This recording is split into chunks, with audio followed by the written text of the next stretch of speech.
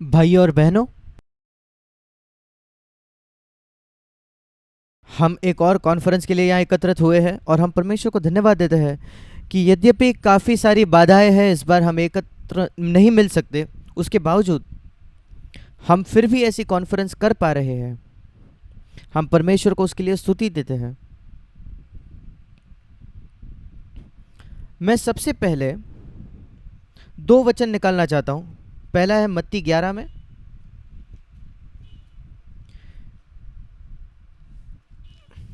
पिछले कई वर्षों में हमने नई वाचा के विषय में बहुत बात की है और हमारा जोर हमेशा नई वाचा की किताबों पर रहा है, नई नियम की किताबों पर रहा है, हमारे प्रचार में, हमारे बाइबल स्टडी में और सारी बातों में। और मुझे लगा आज सुबह कि एक बहुत बड़ा धोखा है कि हम पुराने नियम को नज़रअंदाज कर देते हैं। और यद्यपि पुरानी वाचा जो परमेश्वर ने मूसा के द्वारा इसराइल के साथ स्थापित की थी वो रद्द कर दी गई है पेंटिकॉस्ट के दिन। याद रखिए, पेंटिकॉस्ट के दिन तक वो रद्द नहीं हुई थी। यीशु के समय में भी कई बातें हैं जो यीशु मसीह ने पुरानी वाचा के संबंध में सिखाई, अपना दशमांश देना, और उन कोढ़ियों को बताया कि तुम याजक के पास जाकर बताओ कि तुम चंगे हुए हो। पर पेंटिकॉस्ट के दिन नई वाचा की स्थापना हुई। पर पुराना नियम आज भी हमारे बाइबल का 75% हिस्सा पुराना नियम है। अगर आप सिर्फ देखो कि कितने पन्ने हैं तो 75% पन्ने बाइबल के तो पुराना नियम है और वो परमेश्वर की प्रेरणा से लिखा हुआ वचन है। और बाइबल में लिखा है 2 तिमोथी 3 में 16 से 18 में, पूरा शास्त्र परमेश्वर प्रेरित है और वो लाभदायक है धार्मिकता के लिए, ताकि परमेश्वर का जन सिद्ध हो जाए। इसलिए मैं पाता हूं मत्ती 11 में प्रभु बात करता है कुछ पुराने नियम की घटनाओं के विषय में। जिस समय में यीशु जी रहा था वो उसकी तुलना कर रहा है पुरानी नियम के समय से। उदाहरण स्वरूप हम देखते हैं मत्ती 11 में, जब वो कोराजिन और बथसाइदा में प्रचार कर चुका था, मत्ती 11 उसका 20 वचन से आगे ऐसा लिखा है कि वो उन नगरों को उलाना देने लगा जिसमें उसने बहुत से सामर्थ्य के काम किए थे, क्योंकि उन्होंने अपना मन नहीं फिराया था। और वो उनकी तुलना करता है कुछ पुराने नियम की घटनाओं से। वो कहता है, हाय खुराजिन, हाय बेथसाइदा, जो सामर्थ्य के काम तुम में किए गए, मत्ती 11:21, जो सामर्थ्य के काम तुम में किए गए यदि वे सूर और सैदा में किए जाते। वो पुराने नियम के विषय में लिख रहा है जहां सूर और सैदा में परमेश्वर ने कुछ काम किए थे, तो वे टाट ओढ़कर और राख में बैठकर वे कब के मन फिरा लेते। परंतु मैं तुमसे कहता हूं कि न्याय के दिन तुम्हारी दशा से सूर और सैदा की दशा अधिक सहने योग्य होगी। फिर वो कफरनहूम से कहता है 23 वचन के आखिरी भाग में, जो सामर्थ्य के काम तुझ में किए गए यदि सदोम में किए जाते तो वो आज तक बना रहता, सोदोम नाश नहीं होता। फिर एक बार वो पुराने नियम की घटना का उल्लेख दे रहा है और वो कह रहा है कि कितना अधिक सौभाग्य इन शहरों को मिला कि वो ये बातें सुन पाए। अगर आप निकालेंगे मत्ती 12, हम पढ़ते हैं यीशु कहता है वहाँ फिर एक बार 39 वचन में, जहाँ लोग उससे एक चिन्ह मांगते हैं, वो कहता है, इस युग के बुरे और व्यभिचारी लोग चिन्ह ढूंढते हैं, परंतु योना भविष्यद्वक्ता के चिन्ह को छोड़ कोई और चिन्ह उनको न दिया जाएगा। फिर एक बार वो पुराने नियम का उल्लेख कर रहा है। वो कहता है, योना जैसा 3 रात उस जल जंतु के पेट में था, वैसा ही मनुष्य का पुत्र 3 रात दिन पृथ्वी के भीतर रहेगा। फिर वो निनवे के लोग के विषय में कहता है जिनको योना ने प्रचार किया। वो लोग उठकर न्याय के दिन इस पीढ़ी के लोगों को दोषी ठहराएंगे, क्योंकि उन्होंने मन फिराया और तुम लोगों ने मन नहीं फिराया, यद्यपि योना से बड़ा कोई व्यक्ति यहाँ है। और फिर वो दक्षिण की रानी के विषय में कहता है, शीबा की रानी जो सुलेमान के पास आई थी, 42 वचन में वो कहता है, न्याय के दिन इस लोग के साथ उठकर वो भी दोषी ठहराएगी, क्योंकि सुलेमान से बड़ा एक व्यक्ति इधर है। इन सारे वचनों में हम क्या देखते हैं? यीशु मसीह तुलना करता है उस पीढ़ी की कितनी बड़ी सौभाग्य था कि वो यीशु को सुन पाए इनके पुराने नियम के लोगों की तुलना में। कि वो कहता है कि पुराने नियम के लोग शायद मन फिराते पर तुम मन नहीं फिरा रहे। और इसलिए बहुत अच्छा है हमारे लिए भी कि हम अपने आप की तुलना करें जिन्होंने बहुत अधिक पाया है आज पेंटिकॉस्ट के दिन के बाद, इस्राएलियों लोगों से भी अधिक जब यीशु मसीह ने उनसे बात की थी। यीशु मसीह वहाँ भौतिक तौर पर था, पर पेंटिकॉस्ट के दिन के बाद पवित्र आत्मा आया है और जो सौभाग्य हमारे हैं वो बहुत ज़्यादा बड़े हैं। और मैंने सोचा इस कॉन्फ्रेंस में हम थोड़ा समय बिताएंगे, पुराने नियम के कुछ लोगों को हम देखेंगे, उदाहरणों को देखेंगे, ईश्वरीय जनों के, और उनके जीवन से हम चुनौती पाएंगे जैसे यीशु मसीह ने भी उसके लोग पीढ़ी के लोगों को चुनौती देनी चाहिए इन पुराने नियम के उदाहरण देकर। निन्वे के लोगों का उदाहरण देके, दक्षिण की रानी का उदाहरण देके जो इतनी दूर यात्रा करके आई सुलेमान के ज्ञान सुनने के लिए, और दूसरे उदाहरण। उसी के साथ मैं आपको याद दिलाना चाहता हूं, जब हम इन पुराने नियम के उदाहरणों में जाते हैं, एक बात याद रखिए कि वो अनुग्रह के अधीन नहीं थे। आयुब जैसे कुछ लोग तो शायद व्यवस्था से भी पहले जीते थे। अब्राहम भी व्यवस्था से पहले जीता था। हमें यूहन्ना 1:17 याद रखना है, यूहन्ना पहला अध्याय उसका 17 वचन। इसलिए कि व्यवस्था को तो मूसा के द्वारा दी गई, परंतु अनुग्रह और सच्चाई यीशु मसीह के द्वारा पहुंची। और वहां सत्य का मतलब है वास्तविकता, असलियत, जहां हमारा अंदरूनी जीवन हमारे बाहरी जीवन से मेल खाता है। और उस सत्य के विषय में यहां लिखा है, झूठ का अर्थ है पाखंड, सत्य मतलब असलियत, वास्तविकता। अनुग्रह और वास्तविकता यीशु मसीह के द्वारा आई। दूसरे शब्दों में यह संभव नहीं था यीशु मसीह के पहले कि हम किसी भी व्यक्ति के लिए कि उसका अंदरूनी जीवन उसके बाहरी जीवन से मेल खाए। परमेश्वर का कोई भी जन वो नहीं प्राप्त कर सकता था, यूहन्ना बपतिस्मा वाला भी नहीं। इसलिए उसने अपने विश्वास को खो दिया जब वो बंदीगृह में गया। पर ऐसे कई लोग हैं पिछले 2000 वर्षों में जो बंदीगृह में गए और उन्होंने अपने विश्वास को नहीं गंवाया मसीह में।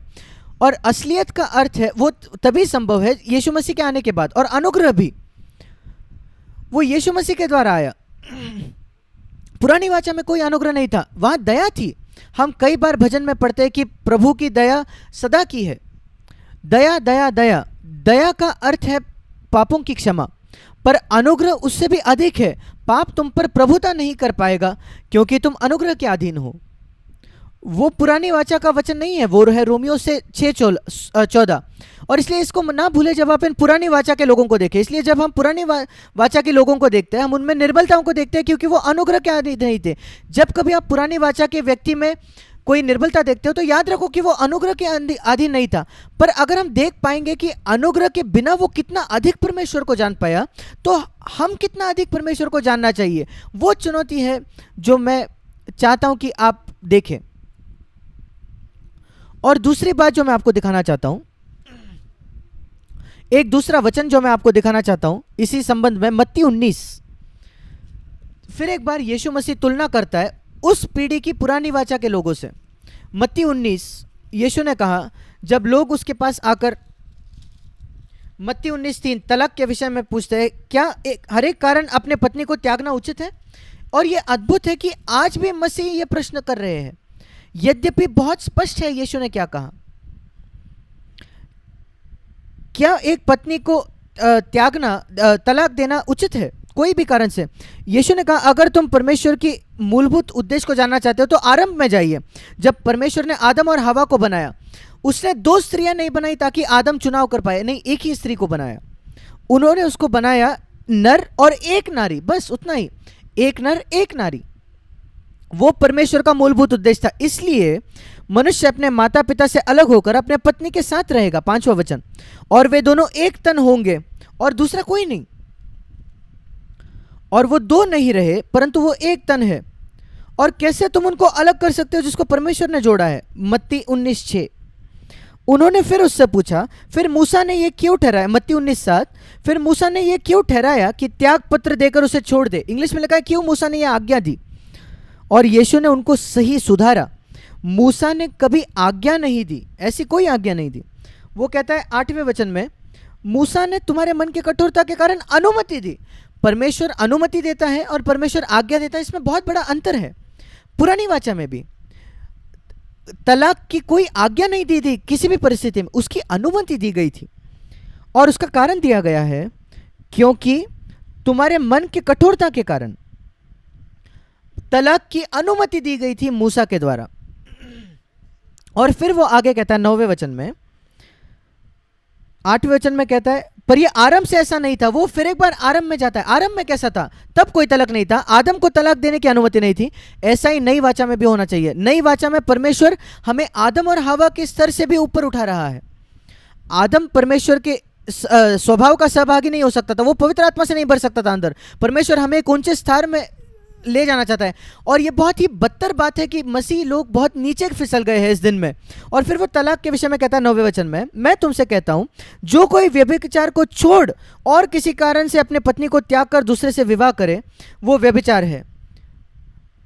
और फिर एक बार, क्या ये एक आज्ञा थी कि अगर हम अपने पत्नी, अगर तुम्हारी पत्नी व्यभिचार करती है तो उसके तुम्हें तलाक देना? नहीं।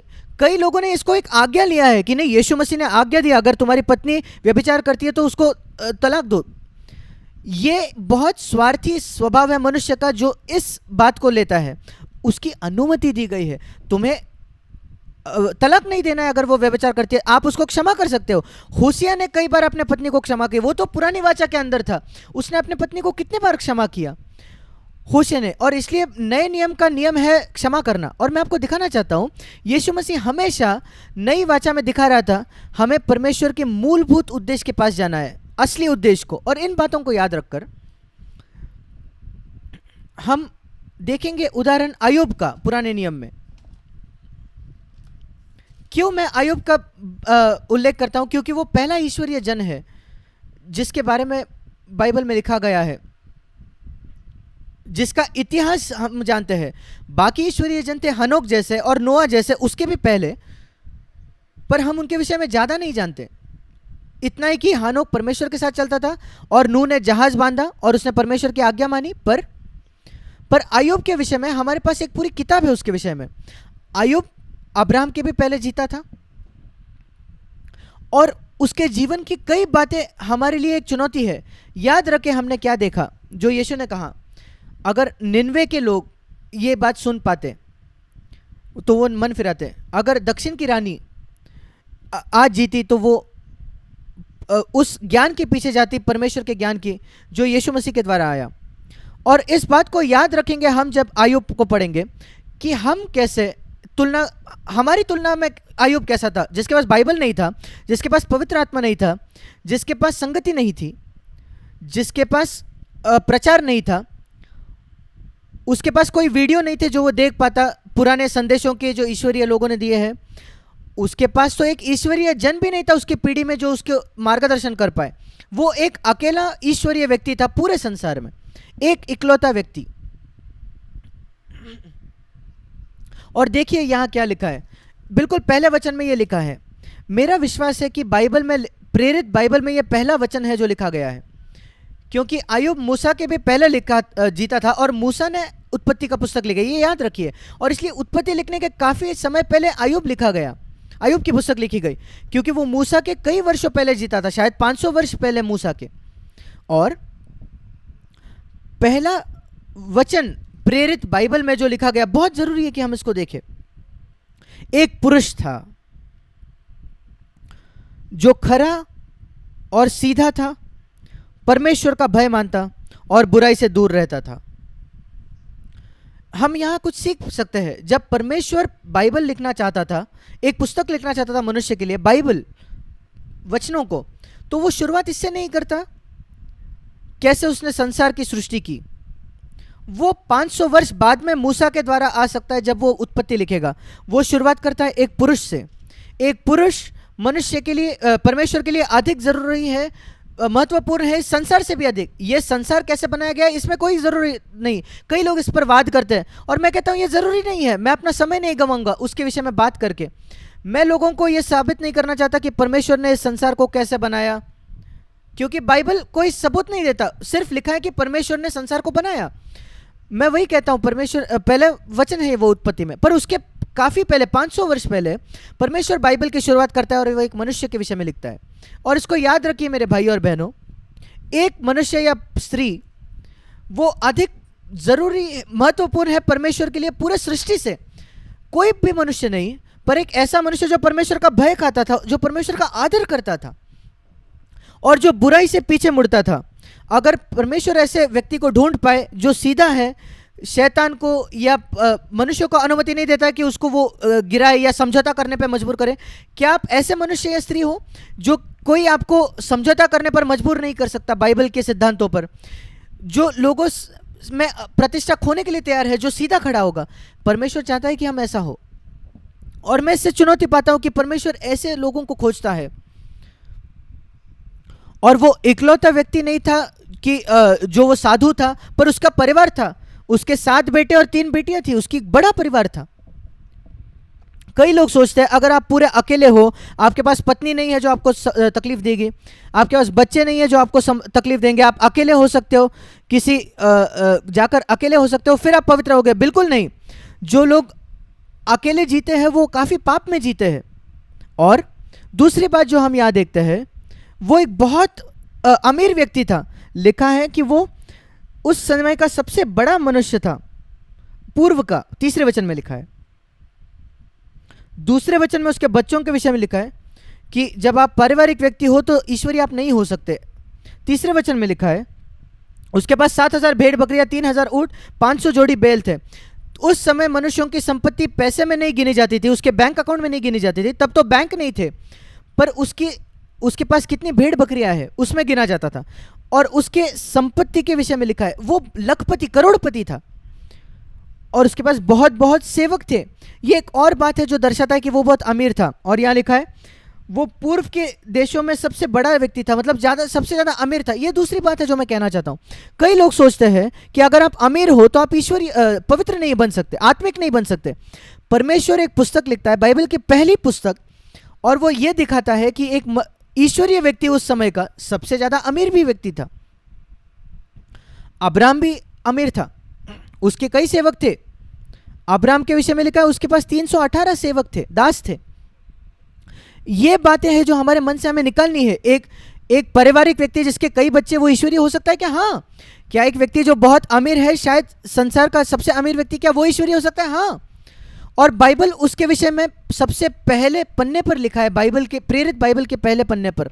और यहाँ लिखा है अय्यूब ने कैसे अपने परिवार को बड़ा किया। मैं ये चाहता हूं कि आप देखिए 4 वचन में, 4 और 5 वचन। उसके बेटे अपने अपने घरों में लिए रहते, उसके बच्चे। अय्यूब 100 वर्ष से अधिक उसकी उम्र थी, और उसके बच्चे, उनके पास खाने पीने का उत्सव का, उनका जब बर्थडे होता होगा शायद, और अय्यूब सोचता था उसके विषय में, मेरे बच्चे, वो उन उत्सव को नहीं जाता था, उसके बच्चे अपने आप मिल रहे थे।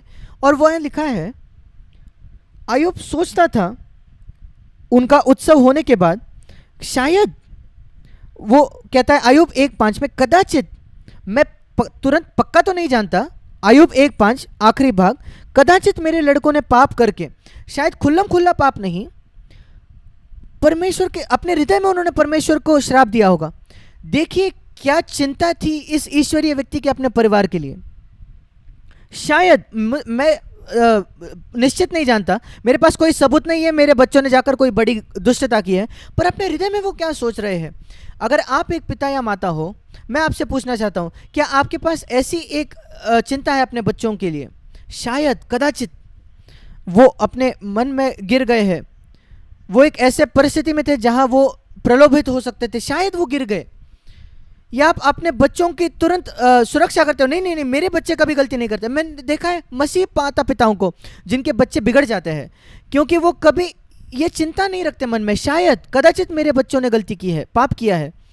ऐसा मनोभाव रखिए हमेशा मेरे भाई और बहनों। हमें अपने बच्चों को सुरक्षित रखना है और उनको बड़ा करना है परमेश्वर के महिमा के लिए। पर यह मत सोचिए कि वो सिद्ध है, उनके पास एक शरीर है जो उनको आपसे प्राप्त हुआ है, जो बिल्कुल भ्रष्ट है, जिसमें कोई अच्छी बात नहीं है, जैसा रोमियो 7:18 में लिखा है।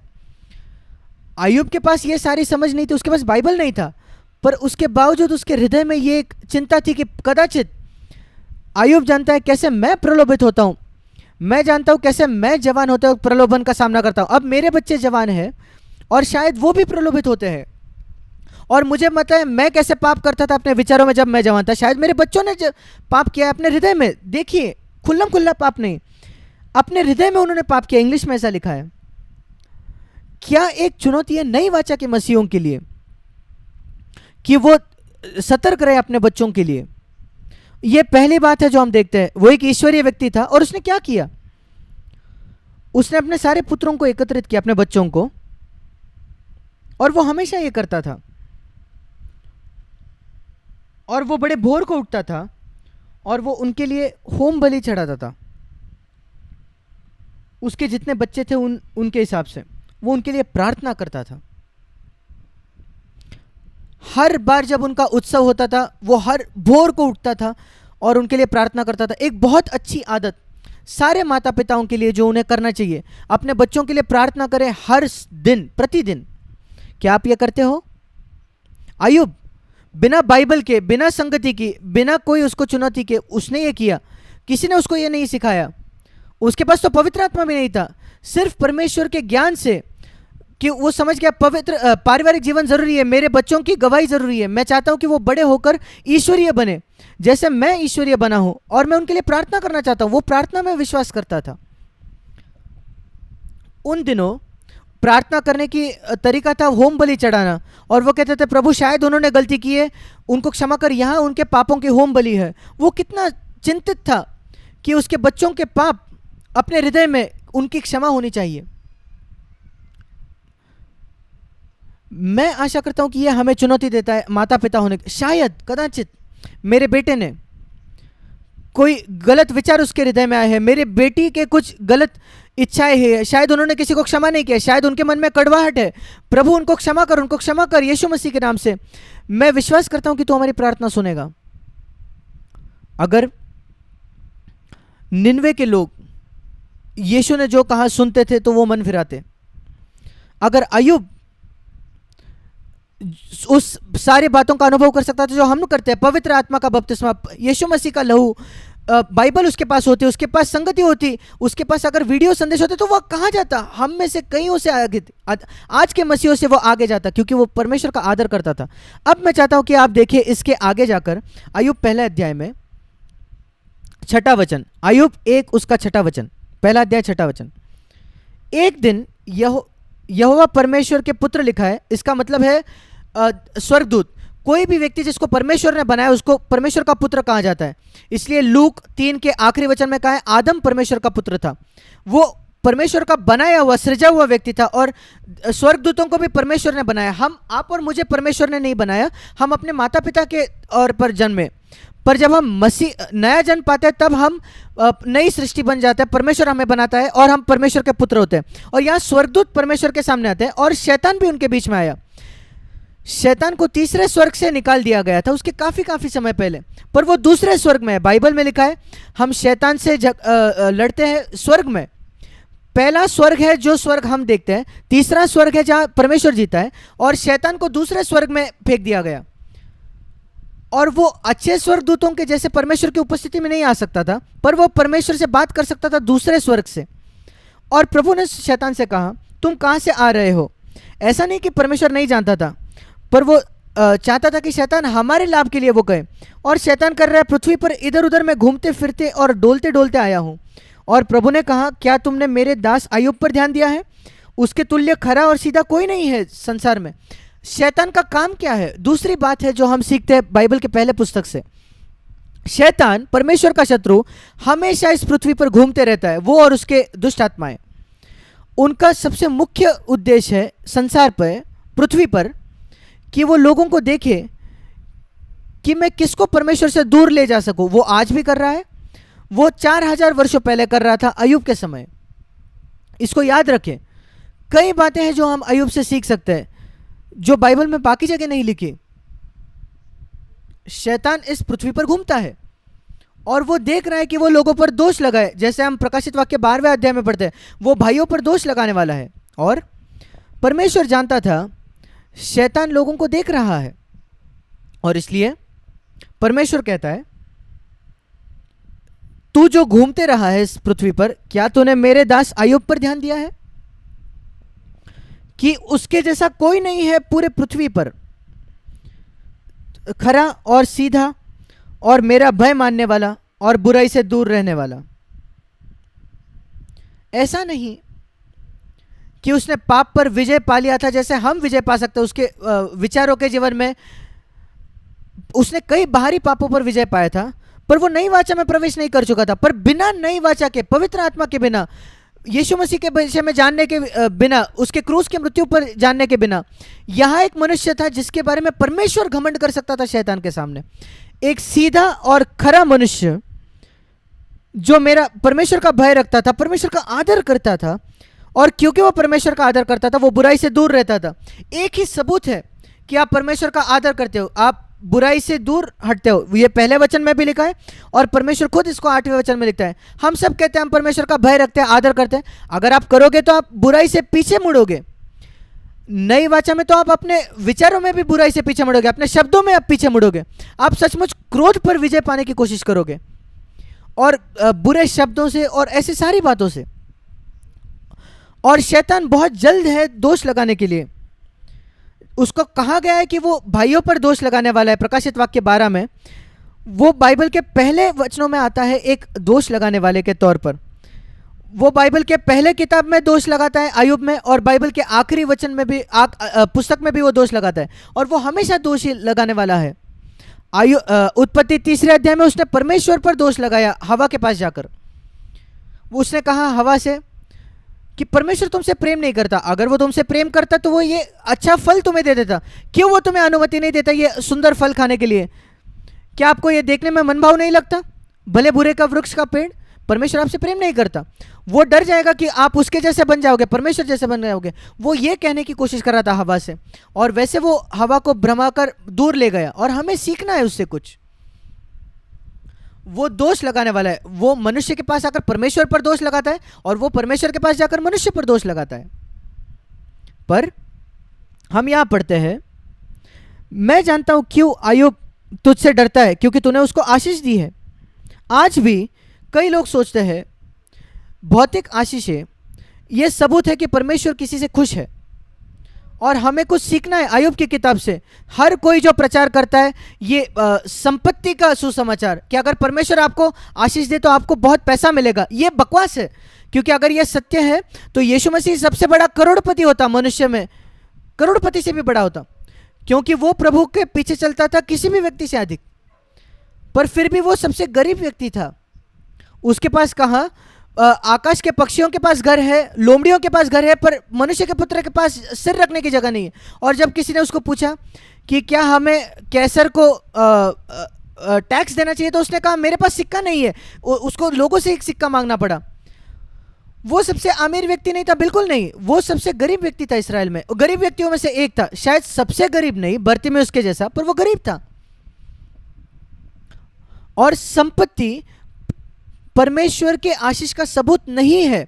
लोग कहते हैं क्योंकि वो यीशु था। पौलुस का क्या? पौलुस भी गरीब था, वो संघर्ष कर रहा था। जब वो रोम में था, जब वो बंदीगृह में था, उसके पास एक ब्लैंकेट भी नहीं था और उसके पास पैसा भी नहीं था खरीदने के लिए। उसने तिमोथी को कहा कि मेरे एक ब्लैंकेट भेजो।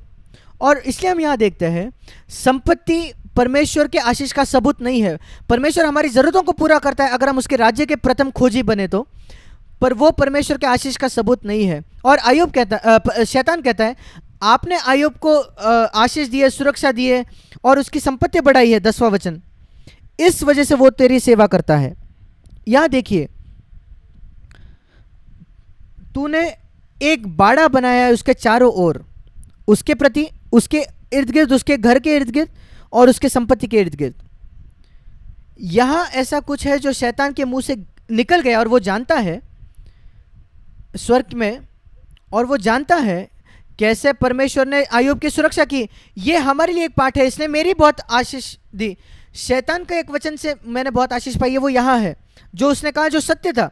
शैतान मनुष्य के पास आकर झूठ कहता है, पर वो परमेश्वर के पास जाकर झूठ नहीं कह सकता, उसकी हिम्मत नहीं होगी। देखिए वो आयुब के विषय में क्या कहता है जो बिल्कुल सत्य है। परमेश्वर ने एक सुरक्षा का बाड़ा रखा था, सबसे पहले आयुब के इर्द गिर्द, दूसरा उसके घर के, उसके परिवार के इर्द गिर्द, उसकी बीवी, उसके बच्चों के इर्द गिर्द, और तीसरा उसके संपत्ति के इर्द गिर्द, उसकी जायदाद के इर्द गिर्द। और मेरा विश्वास है अगर ये आयुब के विषय में सच है तो हमारे विषय में भी सच है। एक बाड़ा है जो परमेश्वर ने मेरे इर्द गिर्द रखा है, मेरे शरीर के इर्द गिर्द। शैतान मेरे शरीर को नहीं छू सकता, बीमारी मेरे शरीर को नहीं छू सकती। परमेश्वर जब तक वो बाड़ा ना खोले और उस बीमारी को मेरे पास ना आने दे। अगर आप उस पर भरोसा रखो तो आप डरोगे नहीं जब आप बीमार हो जाते हो।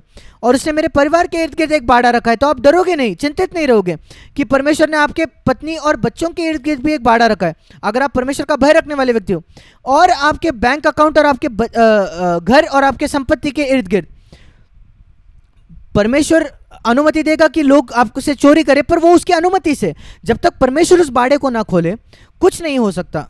जैसे आप आयुब को पढ़ते हो, परमेश्वर ने पहले अनुमति दी, थोड़ा उसके संपत्ति के इर्द गिर्द का बाड़ा खुल गए, उसके पूरे संपत्ति के इर्द गिर्द का बाड़ा परमेश्वर ने खोल दिया, उसकी संपत्ति उसने खो दी।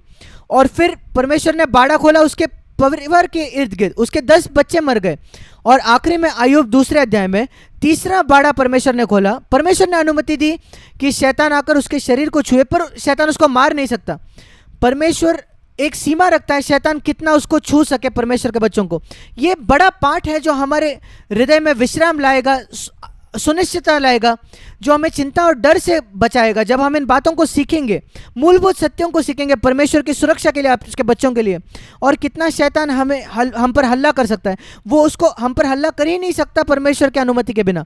अगर हम इन सत्यों को देखें तो ये चिंता से हम मुक्त हो जाएंगे, हमें विश्वास प्राप्त कर सकते हैं। जब हम आयुब को पढ़ते हैं, विश्वास सुनने से, और सुनना परमेश्वर के वचन से आता है, सिर्फ मसीह का वचन नहीं पर पुराने नियम के वचन भी।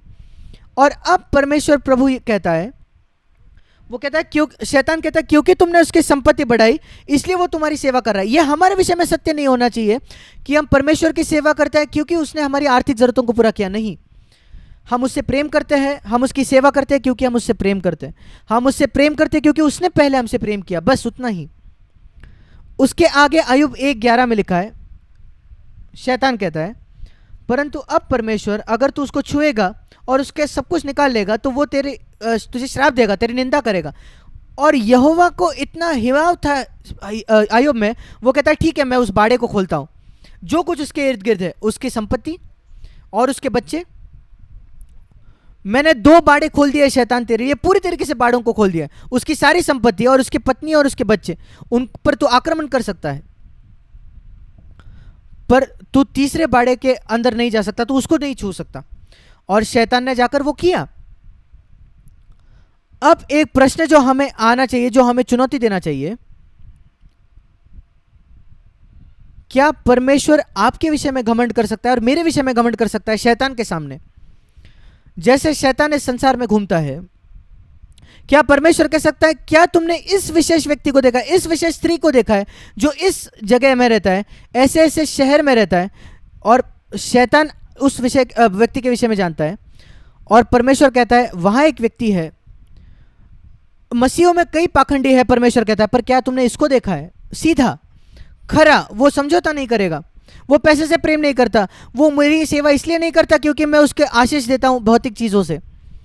देखो उसने अपने परिवार को कैसे बड़ा किया है, देखो वो कैसे जीता है, बिल्कुल सीधा और खरा। वो परमेश्वर का भय रखता है और वो बुराई से पीछे मुड़ता है। मुझे याद है जैसे मैं एक जवान था, जब मेरा नया जन्म हुआ और जब मैंने आयुब को पढ़ा और मैंने देखा कैसे परमेश्वर ने घमंड किया आयुब के विषय में शैतान के सामने। ये चुनौती थी जो मेरे हृदय में आया। मैंने कहा प्रभु क्या तू ऐसा मेरे विषय में घमंड कर सकता है? मैं चाहता हूं प्रभु, मैं चाहता हूं कि तू मेरे विषय में ये कहे, शैतान को, मनुष्यों के सामने नहीं। मनुष्यों की गवाही कचरे के लायक है, कचरे के लायक है, कचरे में फेंक सकते उसको। अगर एक ईश्वरीय व्यक्ति है पौलुस के, तो हाँ, तो उसकी गवाही मेरे विषय में मैं उसको मूल्य देता। पौलुस की गवाही को मैं कचरे में नहीं फेंकूंगा। पौलुस की मेरे विषय में राय बहुत जरूरी, क्योंकि वो एक ईश्वरीय व्यक्ति है, उसके पास परख है। पर बाकी सारे मनुष्यों की मेरे विषय में क्या राय है, जिन्होंने नया जन्म नहीं पाया, या जो बिल्कुल सांसारिक है, या सिर्फ जो लोग दूसरों की टीका करते हैं और परमेश्वर ईश्वरीय लोगों की टीका करते हैं, मुझे कोई फर्क नहीं पड़ता उनकी क्या राय है मेरे विषय में। वो जो चाहे मेरे विषय में कह सकते हैं, वो अच्छा सोचे बुरा सोचे कोई फर्क नहीं पड़ेगा, वो कचरे में जाएगा। अच्छी राय जो आपको स्तुति करते हैं, आप बड़े व्यक्ति हो, कचरे में फेंक दो। बुरी राय आप शैतान के जैसे कचरे में फेंक दो, कोई फर्क नहीं पड़ेगा।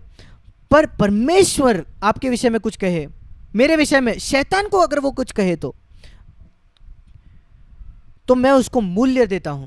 मैं कहता हूं प्रभु मैं नहीं जानता तू मेरे विषय में क्या कह सकता है, तू मेरे विषय में क्या घमंड कर सकता है शैतान के सामने। मैं आशा करता हूं कि आपके पास ये चिंता होगी मेरे भाई और बहनों। ये मत सोचो कि लोग आपके विषय में क्या कहते हैं, अपने आप से प्रश्न करें परमेश्वर आपके विषय में शैतान को क्या कहेगा। ये बहुत ज़्यादा ज़रूरी है, बहुत बहुत ज़्यादा ज़रूरी। आइए हम आगे बढ़े। हम यहाँ पढ़ते हैं परमेश्वर ने शैतान को अनुमति दी कि वो आयुब की परीक्षा ले। मैं चाहता हूँ कि आप देखें यिर्मयाह उसके 20 अध्याय में, यिर्मयाह उसका 20 अध्याय, हम इन वचनों को पढ़ते हैं। यिर्मयाह एक ऐसा व्यक्ति था जो परमेश्वर को जानता था बहुत जवानी में, और देखिए उसका क्या वाक्य है। यिर्मयाह 20 उसके 12वें वचन में वो परमेश्वर को कहता है, धर्मियों के परखने वाले। यिर्मयाह 20:12। क्या आप जानते हो परमेश्वर एक ऐसा परमेश्वर है जो धर्मियों को परखता है? अगर आप धर्मी हो तो वो आपको परखेगा। उसने अय्यूब को परखा, अय्यूब की परीक्षा ली, उसने अब्राहम की परीक्षा ली, उसने मूसा को परखा, उसने पतरस को परखा, उसने दाऊद को परखा, उसने पौलुस को परखा। एक अकेला ईश्वरीय व्यक्ति नहीं है जिसको परमेश्वर ने परखा नहीं। उनको परीक्षा पाना जरूरी था, उसके जिसके पहले उनको सेवकाई दी जाती। जैसे अगर आप एक अच्छे ओहदे पर होना चाहते हो कंपनी में, वो आपकी परीक्षा लेते हैं। कितना ज़्यादा अगर परमेश्वर आपको एक सेवकाई देना चाहता है, उसकी सेवा करना चाहते हो, अगर आप फुल टाइम में नहीं आओ, कोई भी सेवकाई क्यों ना हो, वो आपको परखेगा। अगर आप उस परीक्षा में उत्तीर्ण नहीं होते, आप फिर भी खुद सेवकाई कर सकते हो, पर परमेश्वर आपको पीछे नहीं रहेगा, परमेश्वर आपके पीछे नहीं रहेगा। नहीं, हम यहां देखते हैं परमेश्वर ने शैतान को अनुमति दी कि वो अय्यूब को परखे। और पहली परीक्षा क्या थी? उसकी सारी संपत्ति चले गई और उसकी सारी जायदाद चले गई। वहां लिखा है, मुझे ये सब निकाल लेने दें। और हम यहां पढ़ते हैं, स्वर्ग से एक आग आई 16वें अध्याय में। ये बहुत दिलचस्प है। हम पढ़ते हैं अय्यूब में पहला अध्याय उसके 16वें वचन में, स्वर्ग से एक अग्नि आई और उसकी सारी भेड़ बकरियां और उसके सेवक जलकर भस्म हो गए। प्रश्न ये है, क्या सिर्फ परमेश्वर स्वर्ग से अग्नि को भेज सकता है? हम जानते हैं कि एलिया ने स्वर्ग से अग्नि लाई, पर पहला उदाहरण एक चमत्कार का इस पृथ्वी पर चमत्कार किया गया बाइबल में, वो शैतान के द्वारा चमत्कार किया गया था। इसको ना भूले, कभी ना सोचे कि हर चमत्कार परमेश्वर की ओर से। याद रखें, यीशु मसीह ने कहा अंतिम दिनों में एक दो नहीं कई लोग मेरे आएंगे। हम उसको मत्ती 7 में पढ़ते हैं 21 वचन से आगे। और कई लोग मेरे सामने आकर कहेंगे, प्रभु हमने तेरे नाम से चमत्कार किए। और वो कहेगा, मुझसे दूर हट जाओ कुकर्मियों, तुम जो पाप में जीते हो, तुम जिन्होंने मेरे पिता की इच्छा नहीं की। जरूरी प्रश्न ये है आखिरी दिन में, ये नहीं होगा कि तुम अन्य भाषा में बोले क्या, आपने चमत्कार किए क्या। जरूरी बात ये होगी, क्या परमेश्वर आपको रजामंदी दे सकता है? क्या आपने परमेश्वर की इच्छा की? क्या आप पाप से दूर रहे? यह हम देखते हैं पहला घटना जब स्वर्ग से आग आई, वो शैतान के द्वारा था। शैतान के पास बहुत सामर्थ्य था, वो स्वर्ग से अग्नि ला सकता था और वो लोगों के मन में डाल सकता था कि वो आकर आक्रमण करे परमेश्वर के बच्चों पर। और हम देखते हैं कि कसदी लोग 17 वचन में आते हैं और अय्यूब के सेवकों को मार डालते हैं। और सुनिए 19 वचन, एक प्रचंड वायु आई जंगल से और उस घर में टकराई जहां अय्यूब के बच्चे थे, और वो सब मर गए। और यहां हम देखते हैं शैतान के पास सामर्थ्य है कि वो प्रचंड वायु भेजे, हरिकेन भेजे, उसके पास स्वर्ग से अग्नि लाने की सामर्थ्य है। शैतान के पास परमेश्वर ने अनुमति दी है कि उसके पास अलौकिक सामर्थ्य है। उसको सामर्थ्य तब नहीं मिली जब वो शैतान बन गया, जब उसको बनाया गया था, वो स्वर्गदूतों का मुखिया था, उसके पास कुछ अलौकिक शक्तियां थी। और हम देखते हैं जब परमेश्वर ने जब वो गिर गया, वो सामर्थ्य नहीं निकाल ली।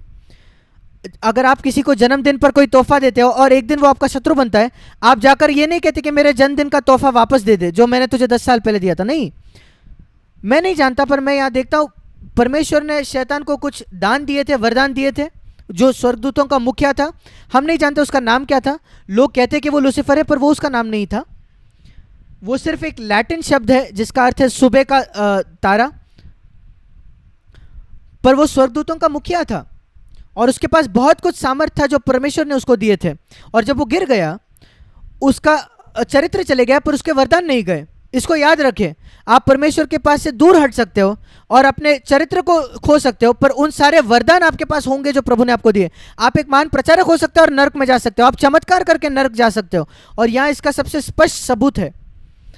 और जब आयोब इसको सुनता है, यहाँ लिखा है एक ही क्षण में उसको 2 संदेश प्राप्त होते हैं। कुछ क्षणों में किसी ने आकर कहा तेरी संपत्ति चले गई, कोई दूसरा आकर कहता है तेरे सारे बच्चे मर गए हैं। एक के बाद एक कुछ मिनटों के भीतर हम पढ़ते हैं आयुब 1:20 में, आयुब उठा, भागा, फाट, सिर मुंडाकर भूमि पर गिरकर दंडवत करके आराधना की। पुरानी वाचा में हम पढ़ते हैं कि लोग ऐसे आराधना करते थे, वो परमेश्वर के सामने गिरते थे। आज मैं पाता हूं कई लोग, कोई पेंटिकॉस्टल मीटिंग्स में कोई प्रचारक उनके सिर पर हाथ रखते हैं और वो पीछे गिरते हैं। कभी हम इसको बाइबल में नहीं पढ़ते, नहीं, वो हमेशा आगे गिरते थे अपना सर नीचे रखकर। और जो पूर्वीय संस्कृति से आते हैं वो जानते हैं कि अपने सिर को दंडवत करके आप लोगों को आदर करते हो। जब आप पीछे गिरकर अपने पैर दिखाते हो तो आप लोगों का अनादर कर रहे हो। पूर्वी संस्कृति में कई लोग, बाइबल में सारे पूर्व की संस्कृति थी, वो जानते हैं कि किसी को पैर दिखाना एक अपमान है। मैं ऐसे ही आपको बता रहा हूं, ये बात जो आप देखते हो, लोग पीछे गिर के अपने पीठ के बल गिरते हैं और अपने पैर सर परमेश्वर को दिखाते हैं, और शैतान कहता है कि देखिए ये लोग परमेश्वर दंडवत नहीं कर रहे, ये तो अपना पैर आपको दिखा रहे हैं, ये आपका अपमान कर रहे हैं। क्या आप देखते हो ये कितना बड़ा अपमान है? कई मसीहों ने ये नहीं देखा, उनको लगता है अरे परमेश्वर की सामर्थ्य, बकवास है, ये सिर्फ मनोवैज्ञानिक है, और वो परमेश्वर का अपमान कर रहे हैं अपने पैर दिखाकर। आयुब दंडवत करके अपने सिर नीचे करता है परमेश्वर के सामने, सिर झुकाता है। अब्राहम ने वही किया और यूहन्ना ने वही किया। प्रकाशित वाक्य में, पहले पुस्तक से आखिरी पुस्तक में बाइबल के, परमेश्वर की आराधना करने के एक ही जरिया था, पैर दिखाकर नहीं, पर अपना सिर दंडवत करके। ये बातें जरूरी है, हमें धोखा नहीं खाना है। आयुब गिरकर परमेश्वर की आराधना करता है, और देखिए उसका रवैया क्या था। मैं जब इस संसार में आया, मेरे पास कुछ नहीं था, मेरे पास कपड़ा भी नहीं था, मैं नंगा आया। जो कुछ मुझे मिला आज तक, जायदाद, पत्नी, बच्चे, ये सब परमेश्वर का वरदान है। और अगर परमेश्वर मुझे कुछ देता है, वो अकेला है, माफ करना, वो लोन है, वो कभी भी उसको वापस ले सकता है। उसने मुझे वो लोन दिया, वो वापस ले सकता है। अगर ये सारी बातें मेरी होती तो परमेश्वर चोर होता अगर वो मुझसे उनको निकाल लेता। याद रखना, कोई भी व्यक्ति जो आपकी वस्तु निकालता है वो चोर है, पर अगर कोई आपको लोन दे रहा है तो उसका हक है कि वो उसको वापस ले ले। अगर कोई आपको एक लोन देता, 1000 रुपए का एक लोन देता, तो वो कहता वो मुझे वापस कर। पर अगर कोई वरदान देता 1000 रुपए, तो वो वापस नहीं मांगेगा। जो हमें एक बात सिखाता है, मैं नंगा आया और मैं एक दिन नंगा लौट जाऊंगा। मैं कब्र में जाऊंगा, मेरे पॉकेट में 1 रुपया नहीं होगा, मैं अपने बच्चों को नहीं ले जाऊंगा, मैं अपने परिवार को नहीं ले जाऊंगा। और इसलिए मैं कहूंगा प्रभु ने दिया, और प्रभु के पास हर वो हक है कि वो मुझसे वो चीज़ों को निकाल ले। एक बार आप इस बात को समझ जाओगे भाई बहन, तो आपके पास कभी परमेश्वर के प्रति शिकायत नहीं होगा, क्यों प्रभु तूने ये नहीं किया, क्यों तूने इस चीज़ को निकाल लिया, क्यों तूने मुझे ये नहीं दिया। जब आप पहचान जाओगे आयुब के जैसे, ये एक ईश्वरीय व्यक्ति का सबूत है, मेरा कोई योग्यता नहीं है, परमेश्वर ने मुझे सौभाग्य दिया है जन्मने का भी इस पृथ्वी पर।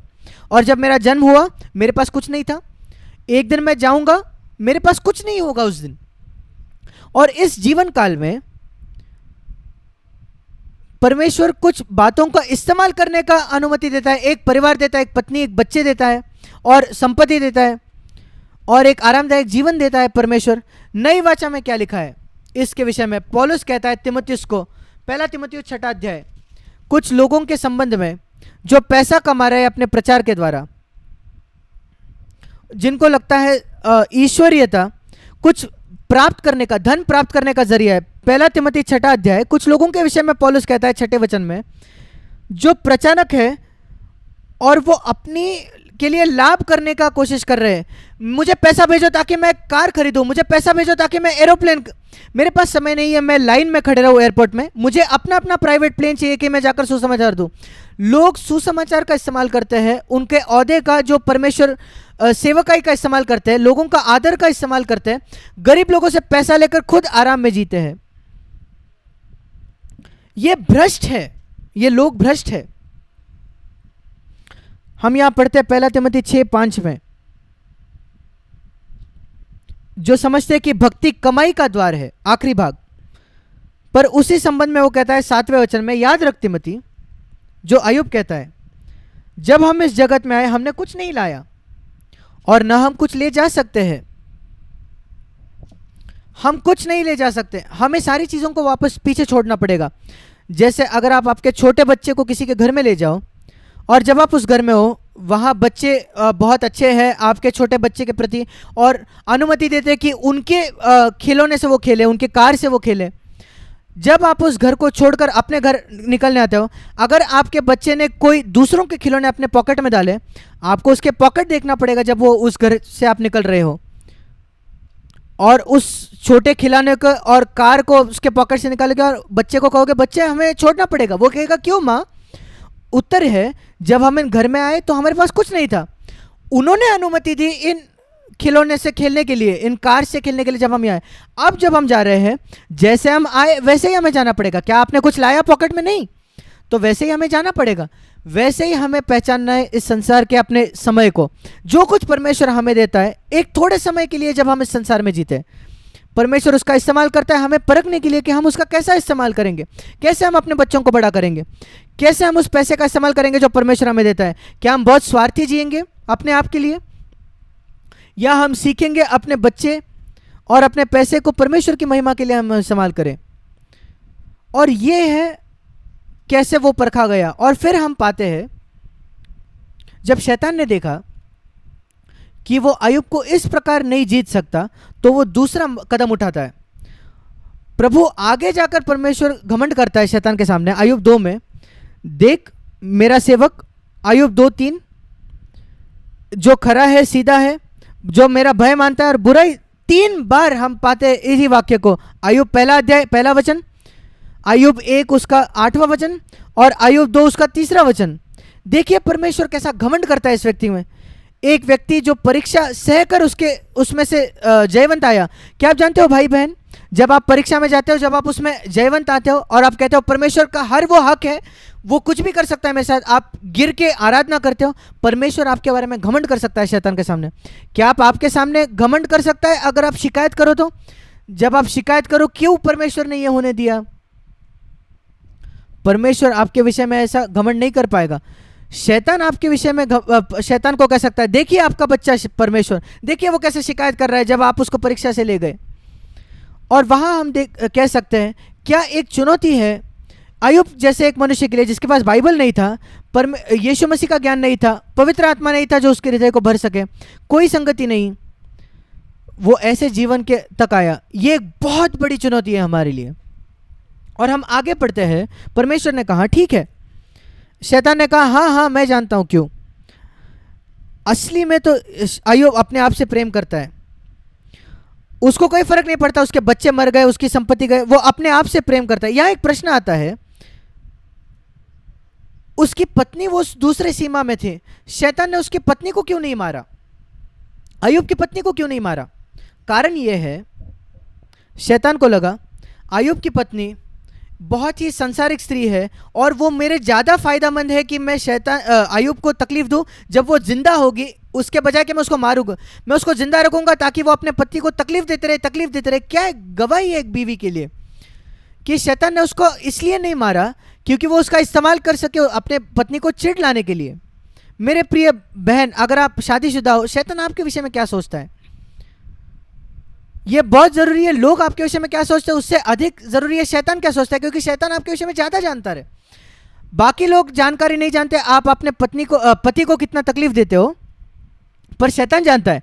और शैतान कहता है मैं उसको जीवित रखूंगा ताकि वो अपने पति को चीड़ लाए, अपने परमेश्वर के सेवक को चीड़ लाए। परमेश्वर के ऐसे सेवक है जिनकी ऐसी बीवियां हैं दुर्भाग्यपूर्ण, और शैतान कहता है अय्यूब अपने जीवन से प्रेम करता है, क्यों तुम उसको मारते नहीं, क्यों तुम उसकी खाल नहीं निकालते, उसके शरीर को नहीं छूते। परमेश्वर कहता है ठीक है, वो तेरे हाथ में है पर उसके जीवन को मत छूना। तब भी बाइबल के पहले पुस्तक में हम पाते हैं शैतान हमारा जीवन नहीं ले सकता, परमेश्वर के बच्चे का, परमेश्वर की संतान का नहीं। शैतान उसके शरीर को भी नहीं छू सकता, उसके जायदाद को नहीं छू सकता, उसके बच्चों को नहीं छू सकता, किसी को भी नहीं छू सकता अगर परमेश्वर अनुमति ना दे। और यहां हम पढ़ते हैं शैतान वहां से गया अय्यूब 2:7 और उसने अय्यूब के पाँव से सिर की चोटी तक फोड़ों से पीड़ित किया। पहले बार हम बीमारी पढ़ते हैं बाइबल में, उसके सिर से पैर तक फोड़े। शायद ये कोड हो सकता है, हम नहीं जानते, क्योंकि हम पढ़ते हैं अय्यूब को बाहर बैठना पड़ा, शहर से बाहर, और अपने आप को खुजलाना पड़ा एक ठिकरा लेकर। और हम आगे पढ़ते हैं उसको, बीमारी शैतान के द्वारा आती है, परमेश्वर के द्वारा नहीं आती, पर परमेश्वर अनुमति देता है इसकी। परमेश्वर के पुत्र में शैतान कभी बीमारी नहीं ला सकता जब तक परमेश्वर की अनुमति नहीं है। आप कभी पढ़ना 2 कुरिन्थियों का 12वां अध्याय, पौलुस के पास एक बीमारी थी जो वो कहता है मेरे शरीर में एक कांटा है, पर वो शैतान की ओर से आया। वो उसको स्पष्टता से कहता है 2 कुरिन्थियों के 12वें अध्याय में, शैतान का दूत था वो, एक परमेश्वर का दूत नहीं, पर परमेश्वर ने उसकी अनुमति दी। और कई पाठ है जो हम सीखते हैं पहले अध्यायों से, बाइबल के पहले पुस्तक से। अय्यूब, परमेश्वर अनुमति देता है बीमारी की, पर इतनी बीमारी ज़्यादा नहीं। जैसे हम आगे पढ़ते हैं अय्यूब में, परमेश्वर वेव्स के विषय में कहता है कि समुद्र के किनारे वो वेव्स जो है वो रुक जाती है, इधर तक ही तुम आ सकते हो, इसके आगे नहीं। और उस शहर में बाढ़ नहीं आ सकती, यहाँ तक ही। वैसे ही शैतान के साथ भी जब वो आकर हम पर हल्ला करता है, परमेश्वर के संतान पर, परमेश्वर रोकता है कि नहीं, यहाँ तक ही तुम आ सकते हो शैतान, उसके शरीर को नहीं छू सकते। और परमेश्वर ने कहा तुम उसको मार नहीं सकते, पर तुम उसको बीमारी दे सकते हो। और जब वो उस परिस्थिति में है, अय्यूब की पत्नी को आप देखते हो, उसका आप रवैया देखते हो, उसके पत्नी को दया दिखानी थी जब उसका पति ऐसा तकलीफ में जा रहा था, पर वो कहती है 9वें वचन में, परमेश्वर की निंदा कर, और उसका अर्थ है परमेश्वर की निंदा कर और मर जा का अर्थ है आत्महत्या कर, क्यों तो अपनी खराई पर बना रहता है। उसकी पत्नी उसके जैसे नहीं थी, वो एक ईश्वरीय स्त्री नहीं थी, वो परमेश्वर की निंदा करने की कोशिश तैयार थी, क्योंकि वो गरीब थी, उसके बच्चे मर गए थे और उसका पति बीमार था। कई ईश्वरीय जन पुरुष दुर्भाग्यपूर्ण, उनकी बहुत ही बिना ईश्वरीय पत्नियां थी, पर उसके बावजूद वो व्यक्ति ईश्वरीय हो सकता है। कभी ये मत कहना मेरी पत्नी का नया जन्म नहीं हुआ है इसलिए मैं ईश्वरीय नहीं हूँ, ये बिल्कुल बकवास है। बाइबल के पहले पुस्तक में आपको एक परमेश्वर उदाहरण देता है, सबसे ईश्वरीय व्यक्ति जिसकी एक दुष्ट पत्नी थी, जो उसको कहती है कि परमेश्वर को श्राप देकर आत्महत्या करो। ऐसा नहीं लगता मुझे कि आपके पास ऐसी पत्नी है। कभी एक कारण ना दे, मेरे बच्चे ऐसे इसलिए मैं ईश्वरीय नहीं हो सकता, मेरी पत्नी ऐसी है इसलिए मैं ईश्वरीय नहीं हो सकता। तुम अकेले जिम्मेदार हो कि तुम ईश्वरीय हो या नहीं। सबसे दुष्ट पत्नी आपकी हो सकती है, शायद वो चुड़ैल होगी, पर फिर भी आप ईश्वरीय हो सकते हो। और हम यहाँ देखते हैं अय्यूब उससे सीधे से बात करके कहता है तुम एक मूर्ख स्त्री के जैसे बात करते हो, क्या हम परमेश्वर के हाथ से सुख लेते हैं और दुख ना ले। और अय्यूब ने पाप नहीं किया। नई वाचा में हमें सिखाया गया है कि हम अपने पत्नियों से ज़्यादा अनुग्रह से बात करें। उसके पास तो पवित्र आत्मा नहीं था, वो अनुग्रह के अधीन नहीं था। आप आपके पत्नी के पास आज नहीं कह सकते कि तुम मूर्ख स्त्री हो, आप कहोगे मेरी प्रिय पत्नी, मैं स्वीकार करने के लिए तैयार हूँ, दंड भी परमेश्वर के हाथ से, अनुशासन भी, क्योंकि मैं उसके हाथ से अच्छा भी तो स्वीकार करता हूँ, तो मुझे तैयार रहना है अनुशासन भी स्वीकार करने के लिए। पर हमें वही बात करनी है जो अय्यूब ने की, और हमें बहुत सीधा होना है कि मैं परमेश्वर के साथ खड़ा रहूंगा। एक ऐसा व्यक्ति जो परमेश्वर के साथ खड़ा हुआ अपने पत्नी के खिलाफ, वो परमेश्वर से अधिक प्रेम करता था अपने पत्नी से, अपने बच्चों से भी अधिक। ये शिष्य होने की शर्त है जो यीशु मसीह ने कही। एक बार शैतान ने पाया कि वो पहले परीक्षा में सफल नहीं हुआ, दूसरे परीक्षा में वो सफल नहीं हुआ, और वो तीसरे परीक्षा में से भी सफल नहीं हुआ, जब उसको अपने पत्नी से तकलीफ देकर, उसके बाद वो चौथा कदम उठाता है और अय्यूब के दोस्त कहलाने वाले आकर उसके विरोध में बात करते हैं।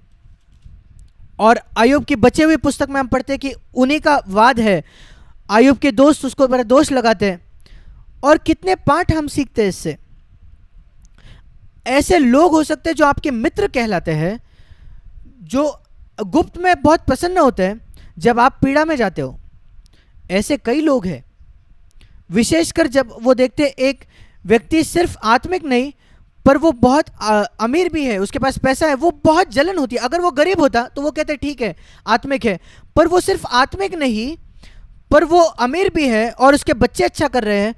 बहुत लोग जलन रखते हैं, मसीहों के बीच में भी। मैं आपको बताता हूं, वो मित्र कहलाते हैं, पर हम यहां देखते हैं अय्यूब के पुस्तक में कि ये जो मित्र है उस पर दोष लगाते हैं, उसको दोष देते हैं। हर बार उसके पास जवाब है, वो अपने आप को धर्मी ठहराता है कई बार, इस वजह से क्योंकि वो पुरानी वाचा के अंदर था। हम ऐसे नहीं करते, हम अपने आप को धर्मी नहीं ठहराते, हम अपने न्याय को यीशु परमेश्वर के हाथ में रखते हैं। यीशु मसीह ने अपने आप को धर्मी नहीं ठहराया जब लोगों ने उसको दोष दिया। सबसे ईश्वरीय व्यक्ति जो इस संसार में चला वो था यीशु मसीह, उस पर दोष लगाया गया धार्मिक लोगों ने। और ये अपेक्षा मत करो कि आप पर लोग दोष नहीं लगाएंगे, धार्मिक लोग।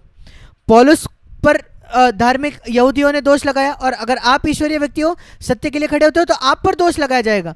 पूरे इतिहास में हम पाते हैं, मसीह इतिहास में ईश्वरीय लोग जो परमेश्वर के सिद्धांत के लिए खड़े हुए, जॉन वेस्ली या दूसरे लोग उसके जैसे लोगों ने उन पर आक्रमण किया, दूसरे मसीहों ने जो मसीह कहलाते थे, पर उससे उनको कोई फर्क नहीं पड़ा। वो ये परमेश्वर के लिए खड़े हुए, विलियम बूथ या जॉर्ज मुलर, जॉन वेस्ली, लोगों ने उन पर आक्रमण किया, उन पर दोष लगाया, पर उनको फर्क नहीं पड़ा, वो परमेश्वर के लिए खड़े हुए। और उनके हृदय में कोई कड़वाहट नहीं थी उनके शत्रुओं के प्रति।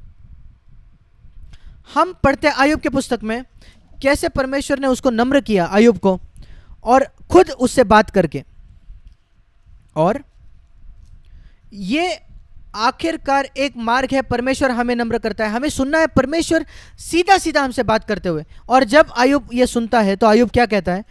अय्यूब 40 उसका 3 वचन, मैं एक शून्य हूं। 4 वचन, पहला बार बाइबल में जहां परमेश्वर कहता है, मनुष्य कहता है परमेश्वर मैं शून्य हूं, और परमेश्वर चाहता है हमें इस स्थान पर लाने के लिए ताकि वो अपने उद्देश्य को हमारे अंदर पूरा कर सके। पूरे बाइबल में हम पाते हैं परमेश्वर एक मनुष्य को शून्य बनाना चाहता है। वो अय्यूब के साथ सफल हुआ कि अय्यूब को एक शून्य बनाए। अय्यूब 40:4 में लिखा है, मैं शून्य हूं और मैं अपनी अंगुली दांत तले दबाता हूं, मैं और कुछ नहीं कहूंगा, मुझे इतना बोलना भी नहीं चाहिए था। और आगे वो कहता है अय्यूब 42 में, प्रभु 6 वचन, मैं धूल और राख में पश्चाताप करता हूं और मैं जो कुछ कहता हूं मैं उसको वापस लेता हूं। मैंने जो कुछ तेरे खिलाफ कहा परमेश्वर, मुझे क्षमा कर प्रभु। एक ही वचन उसने कहा, 42 अय्यूब 42:6 में, मैं सारी बातें वापस लेकर पश्चाताप करता हूं। और परमेश्वर कहता है मैं तुझे क्षमा करता हूं। हम कैसे जानते हैं कि परमेश्वर ने उसकी क्षमा की? क्योंकि आगे बचे हुए वचन में अय्यूब 42 में 7वें वचन से आगे परमेश्वर कहता है उसके बाकी 3 मित्र जो है वो मेरे विषय में गलत बातें कही है, उन्होंने मेरे विषय में सही बात नहीं कही। अय्यूब 42:7, इन अद्भुत वचनों को पढ़ो।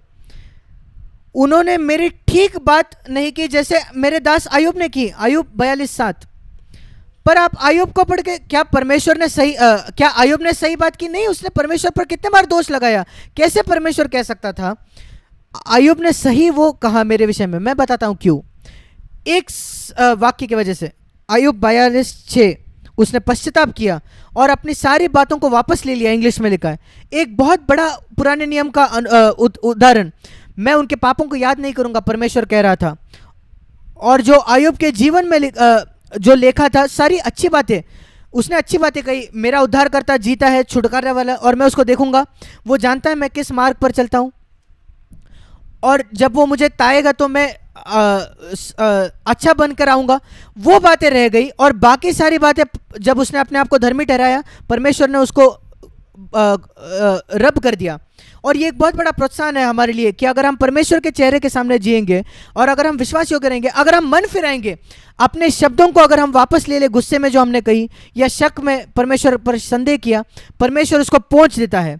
नई वाचा में हमें इससे भी बड़ा ऊपर उठना है कि हम ऐसे शब्दों का प्रयोग वापस वापस नहीं करते, हमें विकास करना है। और मैं आशा करता हूं कि आप काफ़ी अच्छी बातें सीखे हो यहाँ से, अय्यूब की पुस्तक से। एक आखिरी वचन खत्म करने के पहले, याकूब की पत्री में, याकूब शायद नए नियम का पहला पुस्तक है जो लिखा गया था। याकूब उसके 5वें अध्याय में जब वो लोगों को बताता है कि हमें परमेश्वर के आने के लिए धीरज रहना है, प्रभु के आगमन के लिए, याकूब 5, 7 और 8, धीरज रखो भाइयों जब तक प्रभु वापस ना आए। जो उदाहरण वो देता है जब हम परमेश्वर के आगमन के दूसरे आगमन के लिए तैयार होते हैं, वो है अय्यूब का उदाहरण। याकूब 5:11 हमारे लिए क्या उदाहरण है? जैसे हम प्रभु के दूसरे आगमन के लिए तैयार होते हैं, अय्यूब 5:11 11 वचन, आपने अय्यूब के धीरज के विषय में सुना ही है और आपने देखा है कि प्रभु की ओर से जो उसका प्रतिफल हुआ उससे भी जान लिया है। आपने देखा है कि अंतिम क्या फल हुआ, क्या परिणाम हुआ। अय्यूब का धीरज, ये गवाही है। आपने अय्यूब के धीरज को देखा है, कैसे वो बना रहा, अय्यूब 5:11।